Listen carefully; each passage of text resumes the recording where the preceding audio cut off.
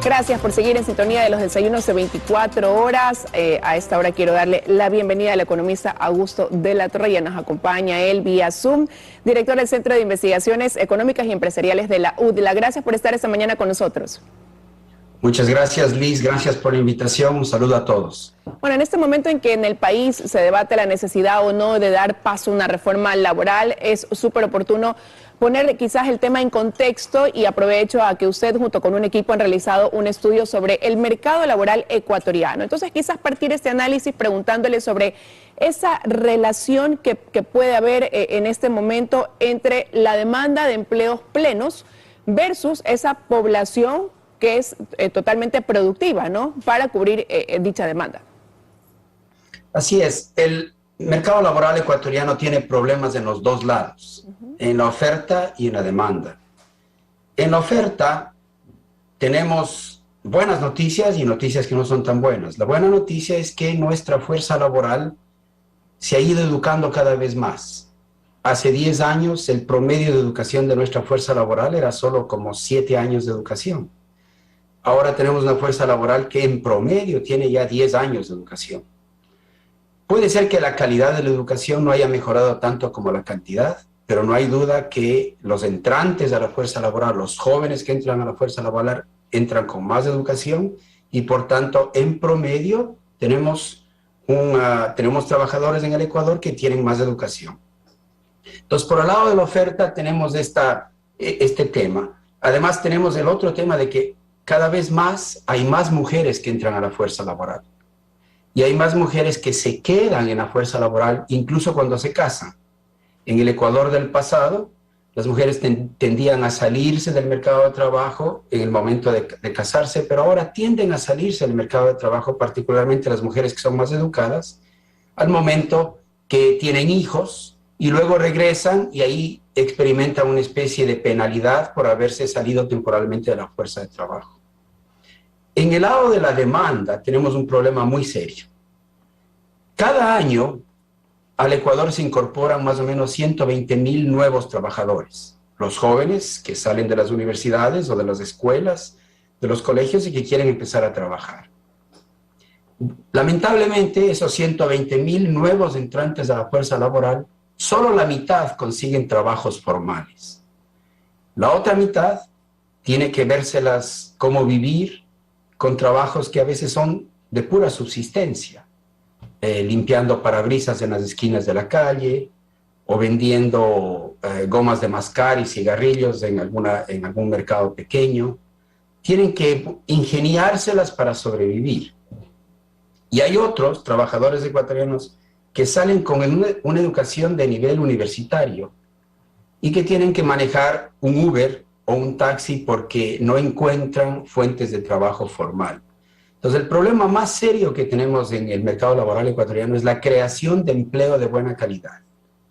Nuestras empresas no crecen suficiente y no crean suficiente trabajo. En los últimos 15 años, el gran empleador formal fue el Estado.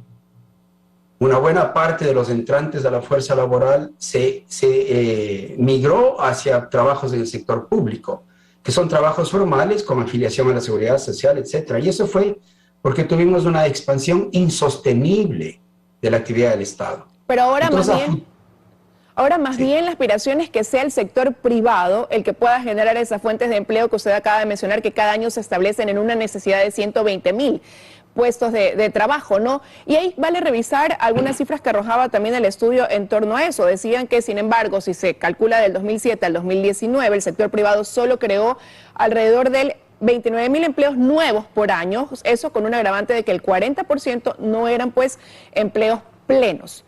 ¿Cómo hacer para generar ese apoyo de parte del sector privado, sobre todo cuando se ha considerado que el Ecuador no es competitivo laboralmente, y eso se debe pues también por los costos que implica muchas veces el producir, el contratar? Así es, Liz. Tenemos que entender las causas profundas que están detrás de la incapacidad de nuestra economía de generar empleo formal. Como usted bien dice, en el futuro no podemos contar con el Estado como empleador. Necesitamos que sean las empresas privadas las que crezcan y generen más empleo. Y la pregunta es, ¿por qué es que en el Ecuador tenemos un déficit de crecimiento de la inversión privada y la actividad privada tan fuerte? Bueno, es por las grandes equivocaciones de la política pública del pasado, que vamos digamos, por varias décadas, las vamos arrastrando. Hemos tenido, digamos, la incapacidad de ponernos de acuerdo para tener una manera de crecer con equidad social que sea sostenible. El Ecuador ha sido un país que incluso durante los momentos de las bonanzas petroleras no consiguió tasas de crecimiento comparables, por ejemplo, a las que se observaron en los últimos 30 años en Panamá o en Perú o en Uruguay. Entonces el Ecuador no es un ejemplo de crecimiento y ahí está el problema. Entonces, como consecuencia de esto, tenemos un sector informal muy grande y un sector público muy grande. En el futuro tenemos que tener inversión privada y crecimiento de la empresa privada. En este contexto, una de las soluciones, quizás la más importante, es reformar la legislación de nuestro mercado laboral. Una buena parte de la razón por la que no hay suficiente creación de empleo es que hay muchos desincentivos a crear empleo formal. Las empresas privadas hacen todo lo posible, y eso es una gran paradoja en el Ecuador, hacen todo lo posible para no contratar, porque tienen miedo de que si contratan un trabajador, a los 9 meses se quedan con un trabajador que no es un buen trabajador, y el costo de separarle al trabajador en el Ecuador es 3 veces casi el costo de separar un trabajador en Colombia. Entonces, como resultado, la buena intención de tratar de protegerle al trabajador ha resultado en una dinámica persistente, sistemática, en que las empresas prefieren no contratar. Entonces hacen todo lo posible para reemplazar trabajadores con capital, con máquinas, con computadoras, con cualquier otro procedimiento tecnológico que reduzca las necesidades de emplear. Por eso es que los amigos de la izquierda que critican la propuesta laboral que el presidente ha puesto en la Asamblea, se equivocan, porque dicen que la propuesta laboral va en favor del capital y en contra del trabajo. Es todo lo contrario. El actual sistema laboral que tenemos favorece al capital y no al trabajo, porque incentiva a las empresas a buscar maneras de no contratar, de reducir el empleo formal, de evitar tener que contratar. Entonces necesitamos ir a una situación en que las empresas crezcan, se sientan cómodas de contratar, que sepan que si contratan a un buen trabajador, tienen que hacer esfuerzos para retenerlo, entonces tienen que capacitarle, tienen que darle, digamos, entrenamiento, y sepan que si el trabajador no es tan bueno, no es muy difícil separarlo.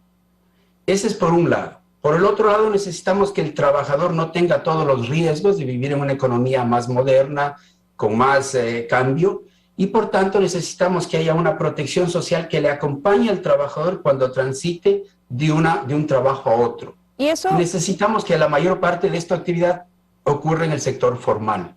Pero ¿y eso cómo va a incidir en la realidad que hoy también afrontamos, que tiene que ver con algo que usted ya mencionaba, el subempleo y también la cantidad de trabajadores que hoy no tienen una afiliación, que realizan un trabajo, una actividad simplemente por necesidad de un ingreso, pero sin esta protección, ¿no? Así es. En el Ecuador, el 60% de la fuerza laboral tiene empleos precarios. Entonces, de facto, para el 60% de los trabajadores ecuatorianos, el trabajo es precario, la precarización del trabajo ya es un hecho, digamos. Necesitamos desprecarizar el trabajo. ¿Qué implica eso? Implica que una fracción mayor de los trabajadores puede encontrar trabajos mejor remunerados, dignos y con afiliación a las protecciones legales y de la seguridad social. Entonces necesitamos desprecarizar la realidad. Es curioso cómo los dirigentes sindicales dicen que la ley que el gobierno propone sería una ley de precarización del empleo. Ellos están pensando solo los que ya tienen trabajo formal, que son, por así decirlo, una aristocracia de trabajadores, muchos de los cuales son trabajadores del sector público. Y están pensando solo en ellos.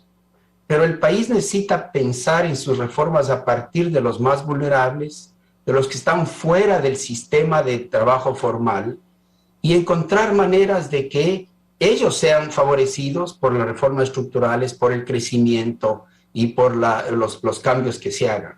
El Ecuador está en un momento particularmente importante de su historia económica. Es el país que representa una luz en América del Sur particularmente. Los inversionistas ven América y están muy preocupados.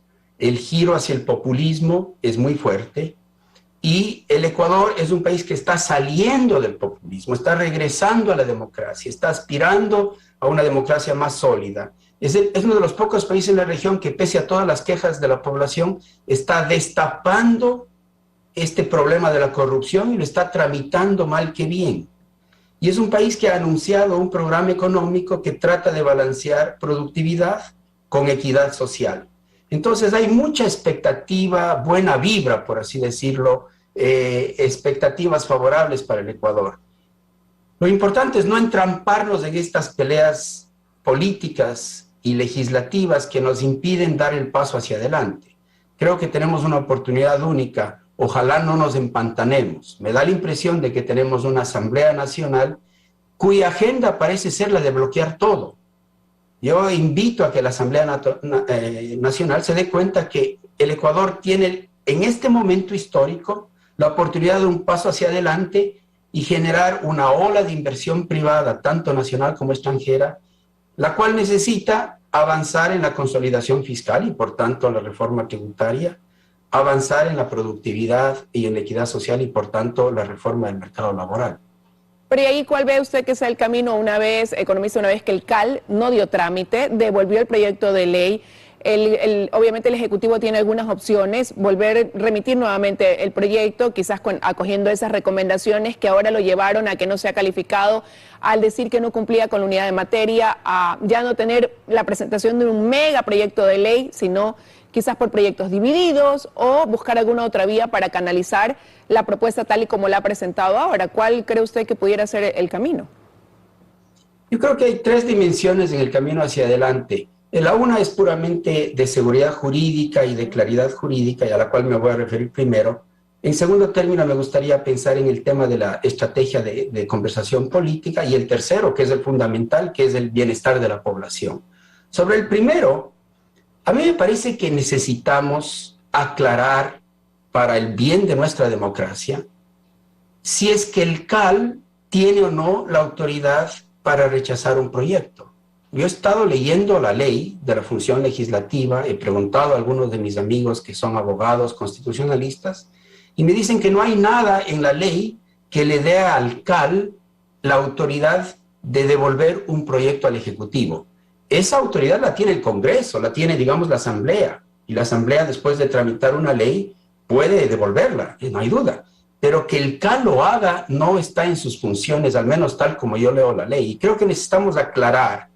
Porque imagínense a futuro, un gobierno que no tiene mayoría en el CAL va a tener siempre el problema de que envía un proyecto de ley y se encuentran los del CAL alguna razón formal para devolverla y el país se traba.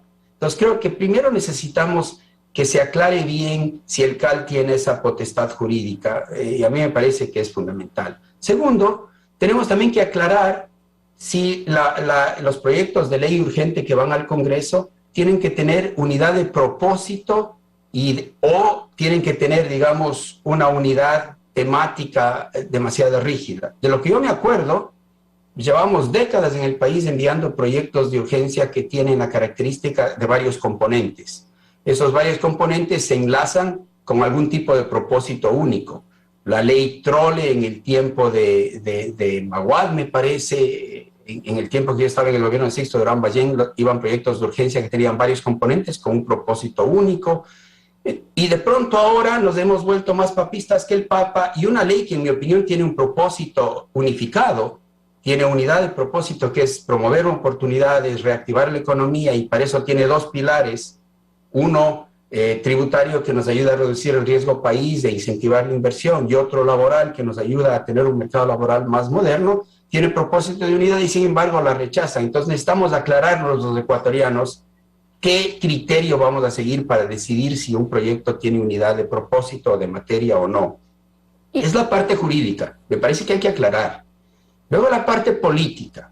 La parte política es problemática porque tenemos en el lado de la Asamblea gente que no quiere oír y que quiere rechazar todo y que no quiere tratar temas que son de altísima importancia nacional, que se rehúsa a tratarlos. Yo le invito a la Asamblea a que mejore el proyecto de ley, no a que le ponga una pared. Entonces ahí tenemos un problema político que a lo mejor tiene que resolverse con, con una posición mucho más agresiva por parte del Ejecutivo, basada en la credibilidad que el gobierno tiene para combatir un número de votos que tal vez no es el mayoritario en la Asamblea. Entonces, credibilidad en el lado del Ejecutivo. La Asamblea no tiene credibilidad, pero tiene los votos en contra. Entonces, es votos contra credibilidad. Y creo que en este momento el país está, digamos, esperanzado de que nos va a ir bien después del COVID. Hemos sido un ejemplo en el mundo. En el mundo ya hay varios estudios de caso que muestran que el Ecuador es un caso especial de gran éxito en el ritmo de la vacunación. Nos ven con admiración. Y en el lado fundamental, necesitamos una reforma laboral y necesitamos cerrar el déficit fiscal. Y eso es un tema de altísima importancia nacional. Y empezábamos analizando cómo estaba ese mercado laboral y por eso quizás cómo se plantea la necesidad o no de esa reforma laboral. Y para ir concluyendo, sí quería preguntarle ya quizás en contexto, ¿no? ¿Cómo está el Ecuador en ese sentido en relación a los otros países de la región? El Ecuador tiene la ventaja de que ya sufrió el abuso de un régimen autoritario y populista que fue el gobierno de Correa. Abusivo. Y los ecuatorianos nos cansamos de ese abuso y ahora estamos regresando a tener una democracia más normal, con libertad de prensa, con libertad de expresión, con división de poderes, con pesos y contrapesos, con participación de la sociedad civil. Y ese retorno a la democracia es sano, nos ayuda a respirar mejor, y en eso nos diferenciamos de otros países, porque otros países están como que cayéndose en lo que nos pasó a nosotros hace 10 años. Entonces, me da mucha pena, por ejemplo, ver que eso puede pasar en el Perú. Entonces, en ese sentido, el Ecuador aparece como un país que está a la punta de un esfuerzo de regresar a una combinación de democracia política con más libertad económica y con preocupación de justicia social. La percepción del Ecuador es muy buena. Yo me atrevería a predecir que si es que el Ecuador se pone de acuerdo y tramita estas leyes que están, de alguna manera, tramita estas leyes, vamos a tener un golpe de credibilidad que va a traer mucha inversión al Ecuador. El Ecuador no necesita más deuda, necesita más capital de inversión, más capital de riesgo. Los ecuatorianos que tienen la plata en el mundo tienen que sentir que pueden traerla al Ecuador e invertirla en el largo plazo porque hay seguridad jurídica, porque las cosas se ven bien, hay buenos proyectos. Los extranjeros que iban a ir a Perú ahora están pensando venir al Ecuador. Necesitamos crearles el ambiente para que vengan. Habrá que ver entonces qué pasa, ¿no? En el transcurso de los días, cuál es la decisión en torno a este proyecto de ley con el que busca el gobierno también afianzar la viabilidad de esos planes de gobierno ofrecidos desde la campaña electoral. Le agradezco, economista, que nos haya acompañado esta mañana en los desayunos de 24 horas. Que tenga un buen día. Muchas gracias, Liz. Que tenga un muy buen día.